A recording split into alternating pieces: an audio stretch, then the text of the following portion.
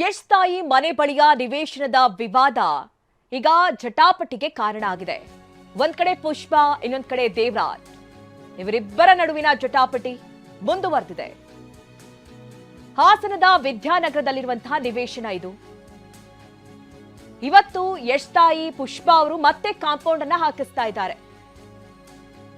ಆ ವಿಷಯ ತಿಳಿತಾ ಇದ್ದಂತೆ ಜಿಪಿಎ ಹೋಲ್ಡರ್ ದೇವರಾಜು ಅವರ ಬೆಂಬಲಿಗರು ಸ್ಥಳಕ್ಕೆ ಬಂದಿದ್ದಾರೆ. ಕೂಡಲೇ ಕೆಲಸ ಸ್ಥಗಿತಗೊಳಿಸಬೇಕು ಅಂತೇಳಿ ಒತ್ತಾಯ ಮಾಡಿದ್ದಾರೆ. ಈ ವೇಳೆ ಪುಷ್ಪ ಹಾಗೆ ದೇವರಾಜ್ ನಡುವೆ ವಾಗ್ವಾದ ನಡೆದಿದೆ. ಸ್ಥಳದಲ್ಲಿ ಬಿಗುವಿನ ವಾತಾವರಣ ನಿರ್ಮಾಣ ಆಗಿದೆ. ಕೆಲಸ ಮಾಡಿ ನಾನಿದ್ದೀನಿ ಅಂತ ಹೇಳಿ ಪುಷ್ಪ ಪಟ್ಟು ಹಿಡಿದು ಕೂತಿದ್ದಾರೆ. ಕೈ ಮಿಲಾಯಿಸುವ ಹಂತಕ್ಕೆ ಈ ವಾಗ್ವಾದ ಬಂದು ನಿಂತಿದೆ. ನಿಮ್ದು ಫೇಕ್ ಅಂತ ಹೇಳ್ತಾರ ಅವರು. ಮಾಡಿ ಹಾಕ್ಬಿಟ್ಟು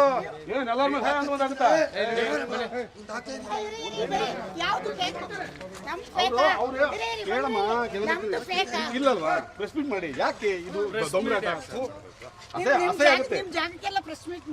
ಅಮ್ಮ ಕೇಳಿ, ನಿಮ್ಗೆ ಒಂದು ನಿಮ್ಗೂ ಗಂಟೆ ಇದೆ, ಅದು ಕಳ್ಕೊಬೇಡಿ.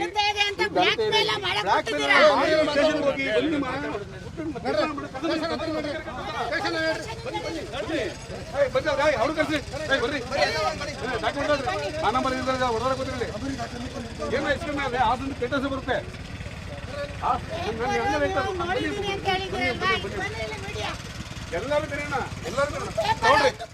ನೋಡಿ, ಇವತ್ತು ಆಗ್ತಾ ಇರುವಂತಹ ವಾಗ್ವಾದದ ದೃಶ್ಯಗಳನ್ನ ನಾವು ಗಮನಿಸಿದ್ವಿ. ನಿನ್ನೆಯೂ ಕೂಡ ಈ ಕುರಿತಂತೆ ಮಾತುಕತೆ ಆಗಿತ್ತು. ಸ್ವತಃ ದೇವರಾಜ್ ಅವರೇ ಆಗಮಿಸಿದ್ರು. ಇಲ್ಲ, ಈ ಜಾಗ ನಮ್ದು ಅನ್ನುವಂತ ಮಾತನ್ನ ಹೇಳಿದ್ರು. ಆದ್ರೆ ಪುಷ್ಪ ಅವರು ಅದಕ್ಕೆ ಸಾಧ್ಯವೇ ಇಲ್ಲ, ಈ ಹಿಂದೆ ನಾವು ಕೊಂಡ್ಕೊಂಡಿದ್ವಿ, ಆ ಜಾಗ ನಮ್ದು ಅಂತ ಹೇಳಿ ಪಟ್ಟು ಹಿಡಿದಿದ್ರು. ನಿನ್ನೆಯೂ ಕೂಡ ಒಂದಷ್ಟು ವಾಗ್ವಾದ ನಡೆದಿತ್ತು, ಒಂದಷ್ಟು ಮಾತುಕತೆ ನಡೆದಿತ್ತು. ಆ ದೃಶ್ಯಗಳನ್ನ ಕೂಡ ಗಮನಿಸ್ತಾ ಇದ್ದೀರಿ. ಅದಾದ ನಂತರದಲ್ಲಿ ಇವತ್ತು ಪುಷ್ಪ ಅವರು ಅಲ್ಲಿ ಕಾಂಪೌಂಡ್ ಅನ್ನ ಹಾಕ್ಸೋದಕ್ಕೆ ಮುಂದಾಗಿದ್ದಾರೆ. ಆ ಸಂದರ್ಭದಲ್ಲಿ ಮತ್ತೆ ಜಟಾಪಟಿ ನಡೆದಿದೆ.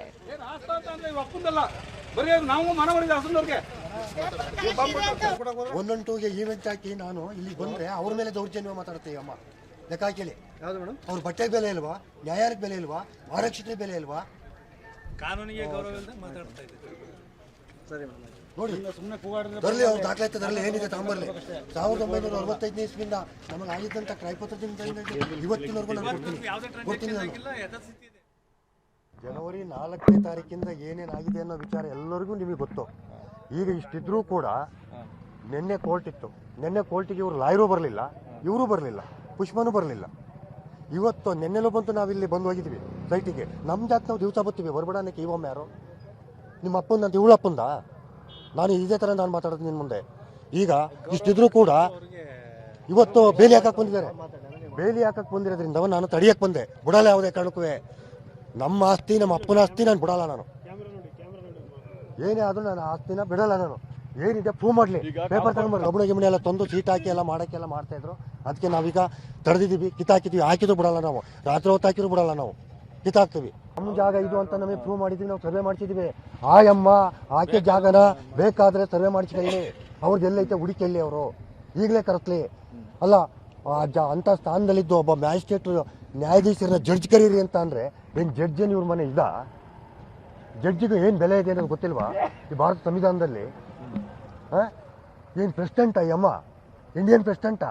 6 ವರ್ಷದಿಂದ ಆ ಅಮ್ಮಗೂ ನಮಗೂ ಇತ್ತಲ್ಲ. ಕೋರ್ಟಿಗೆ ಯಾಕೆ ಬರಲಿಲ್ಲ? ಬಾಕ್ಸಿಗೆ ಯಾಕೆ ಬರಲಿಲ್ಲ? ನಾನು ಬಾಕ್ಸಿಗೆ ಹೋಗಿದ್ದೀನಿ, ಕೋರ್ಟ್ ಬಾಕ್ಸಿಗೆ ಹೋಗಿದ್ದೀನಿ. ಕೋರ್ಟಿಗೆ ಯಾಕೆ ಬರಲಿಲ್ಲ? ಸಮನ್ಸ್ ಹೋಗಿಲ್ವಾ? ತಗೊಂಡಿಲ್ವಾ? ನನ್ನ ಜಾಗ ನಾನು ಹೆಂಗಾರ ಮಾಡ್ಕೊತೀನಿ. ನಮ್ದೇ ಪ್ರಾಪರ್ಟಿ ಅಂತ ಆಗಿದೆ ಸರ್. ನಮ್ದೇ ಪ್ರಾಪರ್ಟಿ ಆಗಿದೆ ಸರ್. ನಮ್ದೇ ಆಗಿದೆ. ನೋಟಿಸ್ ತಗೊಂಡು ಇದು ಆಗಿಲ್ಲ. ದಯವಿಟ್ಟು ನೆಕ್ಸ್ಟ್ ಏನಾರ ಬಂದು ಇದಕ್ಕೆ ಪ್ರವೇಶ ಮಾಡಿದ್ರೆ ಯಾವುದೇ ಕಾರಣಕ್ಕೆ ಇದಾಗ್ತೀವಿ. ಯಾವುದೇ ಕಾರಣಕ್ಕೂ ಬಿಡಲ್ಲ. ನಿನ್ನೆ ಕೋರ್ಟಿಗೂ ಬರಲಿಲ್ಲ. ಅವ್ರ ದೌರ್ಜನ್ಯಕ್ಕೆ ನಾವು ಎದುರ್ತಾ ಇಲ್ಲ. ಒಂದು ಮಾತಿ ರೀತಿಗೆ ಜೀವನ ಕೊಡ್ತೀವಿ ನಾವು, ಆಯ್ತಾ? ನಾವೊಬ್ರು ಬಡವರು, ಶ್ರೀಮಂತರಲ್ಲ. ದೇವರಾಜೇಗೌಡರ ಅಕ್ಕನ ಮಗನೇ ಸಂಬಂಧಿಕರೇ ಇರೋದು, ಬೇರೆ ಯಾರು ಇಲ್ಲ. ಅವ್ರ ಸಂಬಂಧಿಕರು ಬಂದು ನಿಂತ್ಕೊಳ್ಳಿ. ಅಕ್ಕಪಕ್ಕದಲ್ಲಿ ಮನೇಲಿ ಬರಲಿಲ್ಲ ಮತ್ತು ಏನು ಅಂತ ಹೇಳಿ. ಈ ಬಗ್ಗೆ ಹೆಚ್ಚಿನ ಡೀಟೇಲ್ಸ್ ಅನ್ನ ನೀಡ್ತಾರೆ ನಮ್ಮ ಹಾಸನ ಪ್ರತಿನಿಧಿ ಮಂಜುನಾಥ್. ನೇರ ಸಂಪರ್ಕದಲ್ಲಿ ನಮ್ಮನ್ನ ಜಾಯ್ನ್ ಆಗಿದ್ದಾರೆ. ಮಂಜುನಾಥ್, ಈ ವಿವಾದ ಕೋರ್ಟ್ ನಲ್ಲಿ ಇದ್ರೂ ಕೂಡ ಯಾಕಿಷ್ಟು ಜಟಾಪಟಿ? ಸದ್ಯ ಸಿಚುವೇಶನ್ ಯಾವ ರೀತಿ ಕಂಡು ಬರ್ತಾ ಇದೆ ಮಂಜುನಾಥ್? ಮಧು, ಹಾಸನ ಮಹಾನಗರ ಪಾಲಿಕೆಯ ವಿದ್ಯಾನಗರದ ವಿವೇಕಾನಂದ ರಸ್ತೆಯಲ್ಲಿರ್ತಕ್ಕಂಥ ನಟ ಯಶ್ ಅವರ ತಾಯಿಯ ಮನೆ, ಆ ಮನೆ ಸಮೀಪ ಇರತಕ್ಕಂಥ ನಿವೇಶನದ ಮಾಲೀಕತ್ವ ವಿವಾದ ಈಗ ಸಾಕಷ್ಟು ಜಟಾಪಟಿಗೆ ಕಾರಣ ಆಗ್ತದೆ. ನಿನ್ನೆಯಿಂದ ನಿರಂತರವಾಗಿ ಸಾಕಷ್ಟು ವಾಗ್ವಾದ ಆಗಿತ್ತು. ಇವತ್ತು ಕೂಡ ಅದೇ ಸ್ಥಳದಲ್ಲಿ ವಾಗ್ವಾದ ಆಗಿತ್ತು. ಈಗ ಸ್ಥಳಕ್ಕೆ ಬಂದಂಥ ಪೊಲೀಸರು ಎರಡೂ ಕಡೆಯವ್ರನ್ನ ಪೊಲೀಸ್ ಠಾಣೆಗೆ ಬನ್ನಿ ಅಂತೇಳಿ ಸೂಚನೆ ಕೊಟ್ಟಿದ್ರು. ಈಗ ಹಾಸನದ ಬಡಾವಣೆ ಠಾಣೆಗೆ ಸ್ವತಃ ಯಶ್ ಅವರ ತಾಯಿ ಪುಷ್ಪ ಅವರು ಆಗಮಿಸಿದ್ದಾರೆ. ಸುಮಾರು 1.5 ಗಂಟೆಯಿಂದ ಠಾಣೆ ಒಳಗಡೆ ಕೂತಿದ್ದಾರೆ. ಅವರು ಊಟಕ್ಕೂ ಕೂಡ ಹೋಗಿಲ್ಲ. ಎದುರು ಪಾರ್ಟಿ ಅಂದರೆ ದೇವರಾಜ್ ಏನಿದ್ದಾರೆ, ಲಕ್ಷ್ಮಮ್ಮ ಅವರ GPA ಹೋಲ್ಡರ್ ದೇವರಾಜ್ ಏನಿದ್ದಾರೆ, ಅವ್ರನ್ನೂ ಕೂಡ ಠಾಣೆಗೆ ಕರೆಸಬೇಕು ಅಂತೇಳಿ ಅವರು ಒಳಗಡೆ ಕೂತಿದ್ದಾರೆ. ಇದು ಸುಮಾರು 6 ವರ್ಷಗಳ ಹಿಂದೆ ತಾನು ಇದನ್ನ ಸೈಟನ್ನು ಖರೀದಿ ಮಾಡಿದ್ದೆ, ಅದು ಎಲ್ಲ ರೀತಿಯ ಲೀಗಲ್ ಆಗಿ ನಾವು ಡಾಕ್ಯುಮೆಂಟ್ಗಳನ್ನು ನೋಡಿ ಖರೀದಿ ಮಾಡಿದ್ದೀನಿ, ನನ್ನ ಸೈಟ್ ಅಂತೇಳಿ ಪುಷ್ಪ ಅವರು ವಾದ. ಆದರೆ 1965ನೇ ಇಸ್ವಿಯಿಂದನೂ ಕೂಡ ಇದು ನಮ್ಮ ಮೂಲ ಮಾಲೀಕರು ಯಾರಿದ್ದಾರೆ ಲಕ್ಷ್ಮಮ್ಮ ಅವರು, ಅವರ ಸ್ವಾಧೀನದಲ್ಲೇ ಇದೆ, ಇದು ನಮಗೂ ಸೇರಿದ ನಿವೇಶನ ಅಂತಕ್ಕಂಥ ವಾದವನ್ನ ದೇವರಾಜ್ ಅವರು ಮಾಡ್ತಾ ಇದ್ದಾರೆ. ಆದರೆ ಲೀಗಲಿ ನಿಜವಾಗಲೂ ಕೂಡ ಇದು ಮೂಲ ದಾಖಲೆಗಳು ಎಲ್ಲಿದೆ ಅಂತ ಎಲ್ಲವೂ ಕೂಡ ಕೋರ್ಟಲ್ಲಿ ಸಾಬೀತಾಗಬೇಕಾಗುತ್ತೆ. ಅದು ಇದು ಕಳೆದ ಜನವರಿ 4ನೇ ತಾರೀಕು ಅಲ್ಲಿ ಏನು ಆ ನಿವೇಶನದಲ್ಲಿ ಕಾಂಪೌಂಡ್ ಇತ್ತು, ಆ ಕಾಂಪೌಂಡ್ ಅನ್ನ ದೇವರಾಜ್ ಅವರು ಮತ್ತು ಅವ್ರ ಕಡೆಯವರು ಬಂದು ತೆರವು ಮಾಡೋದಕ್ಕೆ ಕಾರಣ ಈ ಒಂದು ಸೈಟ್ ತಮಗೆ ಸೇರಿದ್ದು, ಕೋರ್ಟಲ್ಲಿ ತಮ್ಮಂತೆ ಆಗಿದೆ, ಹಾಗಾಗಿ ನಾವು ತೆರವುಗೊಳಿಸ್ತೀವಿ ಅಂತಕ್ಕಂಥ ಮಾಹಿತಿ ಆಧಾರದಲ್ಲಿ ಅವರು ಅದನ್ನು ತೆರವುಗೊಳಿಸಿದ್ರು. ಇವತ್ತು ಅದನ್ನ ಆ ಕಾಂಪೌಂಡ್ ನ ಮರು ನಿರ್ಮಾಣ ಮಾಡಲಿಕ್ಕೆ ಪುಷ್ಪ ಅವರು ಪ್ರಯತ್ನವನ್ನ ಮಾಡಿದಾಗ ಎರಡೂ ಕಡೆಯವರಿಗೆ ಸಾಕಷ್ಟು ಮಾತಿನ ಚಕಮಕಿ ಆಯಿತು. ಸ್ಥಳಕ್ಕೆ ಪೊಲೀಸರು ಕೂಡ ಬಂದ್ರು. ಈಗ ಇಬ್ಬರನ್ನು ಕೂಡ ಠಾಣೆಗೆ ಕರೆಸಲಿಕ್ಕೆ ಪೊಲೀಸರಿಗೆ ಮುಂದಾಗಿರ್ತಕ್ಕಂಥದ್ದು. ಮಧು, ಓಕೆ, ಥ್ಯಾಂಕ್ ಯು ನಿಮ್ಮೆಲ್ಲ ಡೀಟೇಲ್ಸ್ಗಾಗಿ.